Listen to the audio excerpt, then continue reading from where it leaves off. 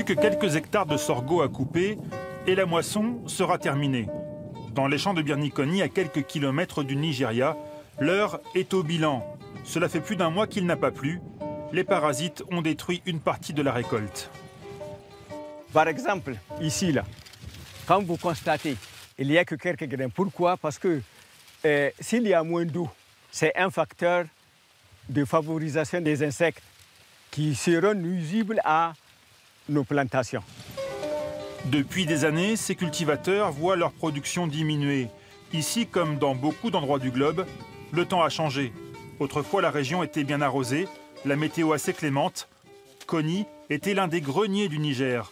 Désormais, les vents venus du Sahara au nord sont plus violents. La pluie, elle, se fait rare. Ici, nous sommes les Sahéliens. Et on a de 800 à plus de 1000 mm d'eau de pluie dans l'année.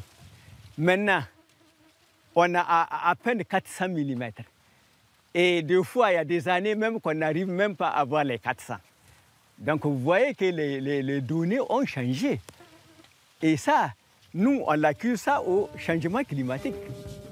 Pour défendre sa cause et celle des paysans africains, El Hadj Abdoulaye peut compter sur Ali Bonguéré. Ces dernières années, Ali a participé à toutes les grandes négociations internationales sur le climat, Copenhague, Lima et aujourd'hui Paris. Les questions de l'agriculture, actuellement au niveau des négociations, elles ne sont pas sur la table des négociations.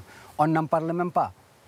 Que les chefs d'État africains prennent leur courage à deux mains pour pousser pour qu'il y ait vraiment un soutien fort à l'agriculture familiale. Avant, s'il ne pleuvait pas, El Hadj Abdoulaye prenait l'eau au puits, mais la source s'est tarie. Les pompes ne peuvent plus atteindre les nappes phréatiques.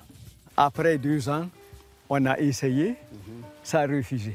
La nappe est partie. La nappe est partie au-delà de 12 mètres. Exactement. Donc du coup, vous avez abandonné l'irrigation. À quelques kilomètres plus près de la rivière, les champs sont encore irrigués. Mais pour combien de temps? Les vents de sable, de plus en plus fréquents, ont engorgé cette retenue d'eau. Ici aussi, les paysans sont inquiets.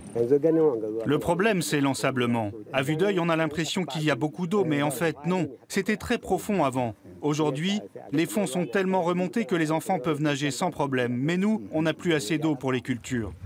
Au tout début, l'ouvrage contenait dans les environs de 30 millions de mètres cubes. Aujourd'hui, il arrive à retenir à peine la moitié. Si on suppose qu'elle a été dimensionnée pour un certain nombre de milliers d'hectares, aujourd'hui, plus de la moitié de ces superficies agricoles ne sont pas arrosées. Quoi de plus concret pour illustrer les dégâts du changement climatique qu'une région qui peine de plus en plus à se nourrir? Ali Bonguéré dit pourtant avoir les plus grandes difficultés à se faire entendre.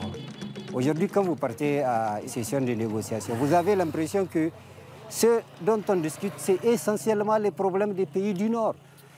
On ne parle que de la fonte des glaciers, on ne parle que des ouragans, heureusement, qui ne concernent pas directement l'Afrique. On parle de tout sauf les véritables problématiques des pays en voie de développement. Qu'attendre alors de la COP 21? Si l'on en croit les experts qui ont eu accès au texte préparatoire, la notion de sécurité alimentaire serait à peine mentionnée dans l'accord de Paris.